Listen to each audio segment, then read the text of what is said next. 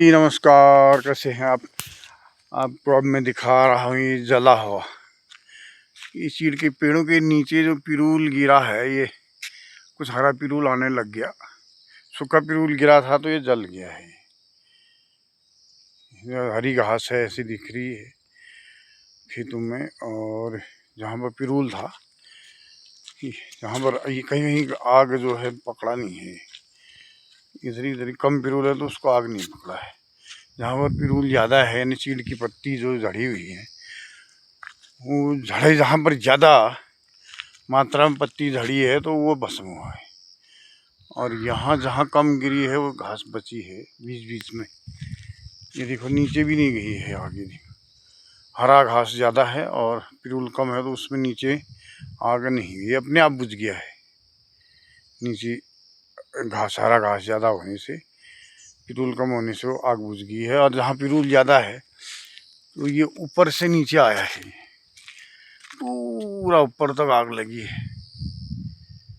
जंगलात है पूरा। और यहाँ पर प्राइवेट भी है, सिविल एरिया भी है और बीच में दोनों है मिक्स। वहाँ तक सिविल एरिया और जंगलात दोनों मिक्स हैं। नीचे सिविल है, ऊपर जंगलात।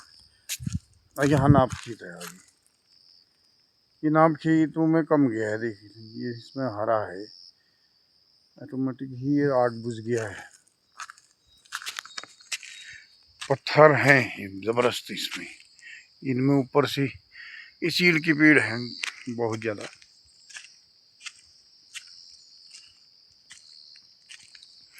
चीड़ के पेड़ों की पत्ती घिरी है,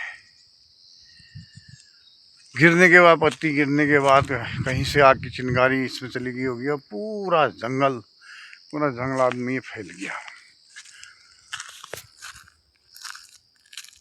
चीड़ का ही जंगल है, दूसरा पेड़ तो यहाँ है नहीं। इसमें आग थोड़ी सी गिरी तो इस चलती भी है, बुझाने वालों की ध्यान नहीं दिया होगा, न बुझी है। और नुकसान कुछ नहीं हुआ पेड़ों को। नीचे जो है ये पेड़ सही है। यहाँ चीड़ के पेड़ हैं तो ये इसमें पेड़ों को कम नुकसान होता है। दूसरा पेड़ तो है नहीं, और चीड़ के पेड़ हैं तो भयंकर हैं। उन्हीं का पिरूल नीचे गिरा है, चीड़ का ही पत्ती नीचे गिरी है। ये हरी पत्ती आ गई इनमें भी, सूखी पत्ती नीचे गिरी और जल गई। और पेड़ ज्यों के त्यों हैं, थोड़ा जड़ों में राप लगी होगी, बारिश हो चुकी है। अभी एक हफ्ते में ये घास जो है हरा हो जाएगा। और चीड़ की पत्ती में जो राख लगी है वही बारिश से इनमें तरोताज़गी आ गई। अभी जहाँ चीड़ के ही पूरा जंगल चीड़ का है तो वहाँ तो कोई नुकसान का सवाल तो उठता नहीं है इस आग से, क्योंकि बड़े पेड़ हैं उनमें भी इसका आग सा कोई असर होता नहीं है। खुद इन्हीं पेड़ है, इन्हीं पेड़ों की पत्ती गिरी है, उनमें ही आग लगी है। इनके साथ छोटे मोटे दूसरे पेड़ होते हैं। खुद चीड़ का पेड़ छोटा है तो वो जल जाता है। तो ये पेड़ बहुत बड़े हो चुके हैं, छोटे पेड़ जो है गिरेंगे, इनका फल गिरता है, स्योंत बोलते हैं हम इसको। चीड़ का फल भी गिरता है, वो भी जमे रहते हैं। अपने आप ये विशाल जंगल बन जाता है, चीड़ के पेड़ों का विशाल जंगल, क्योंकि इसका फल गिरता है और जम जाता है। आग न लगे तो फिर वो जल्दी हो जाएगा। दूसरा पेड़ इसमें नहीं जलता है ही नहीं। जिस जंगल में चीड़ का वृक्ष है तो वहाँ दूसरा होता भी नहीं है, क्योंकि इनकी पत्तियाँ आग का लग के भस्म कर देती, घास हो जाता है। ये घास जलने के बाद फिर इसमें बारिश की होगी है, भी हरा हो जाएगा। इनमें जो है पोई आ जाएगी। कुछ जगह देखो जहाँ पिरूल कम है वहाँ नहीं लगती आग, जैसे पिरूल का असर है। पूरा जंगल है ये, खगन हो रखा है। चीड़ का ही जंगल है, लेकिन पेड़ों को कोई असर नहीं है। इस आग से पेड़ यूँ के त्यों हैं। और दूसरा पेड़ कोई हो तो उसको नुकसान होगा, है नहीं। घास है, बारिश होने पर, पानी पड़ने पर घास से हरी हो जाती है। तो ये चीड़ के जंगलों में तो इसके आग का तो इनको क्या फ़र्क पड़ता है, परंतु बड़े बड़े और जंगल हैं जहाँ पर आग लगने से फ़र्क पड़ता है, वो यहाँ है नहीं। जैसे बांज है, ब्रांस है, बड़ी बड़ी साल, शीशम और भी पेड़े हैं।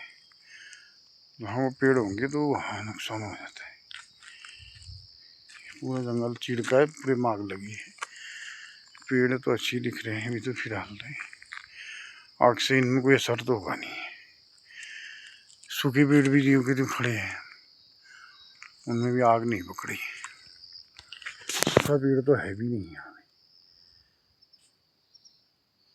नीचे गिरे हैं सूखे पेड़, वो भी जो के त्यों है, और आग लगी है। पिरूली पिरूल भस्म हुआ है, चीड़ की पत्ती भस्म हुई, दोबारा इसमें घास आ जाएगा।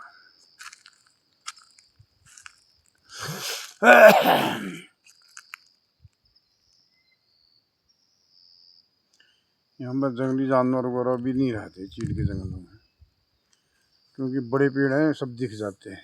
छोटे छोटे पेड़ हो, वृक्ष छोटे छोटे हों झाड़ी वाले, तो उसी में भी जानवर भी उसी में रहते हैं। जंगली मुर्गी, जंगली जानवर ऐसी जगह में वो भी नहीं रहते हैं। ये है हमारे गांव का जंगल, जिसमें कोई जंगली जानवर मुर्गियों का कम ही चांस रहता है। चीड़ के साफ सुथरा जंगल है, आगे क्या है दिख जाता है, तो ऐसे में जानवर कम ही रहते हैं। उनके लिए भी छुपने वाला चीज़ चाहिए, या बड़े बड़े चट्टान हो, बड़े बड़े पेड़, छोटे छोटे झाड़ी वाले वृक्ष हो, इस साफ सुथरे में कोई जानवर नहीं हो। बड़े वृक्ष है, नीचे साफ है, आर पार सब दिख जा रहा है, तो यहाँ पर जंगली जानवरों का चांस कम है। फिर आबादी है चारों तरफ, बीच में जंगल है, ये जंगल के चारों ओर गांव हैं, तो यहाँ जानवरों का रहने का कोई सवाल नहीं।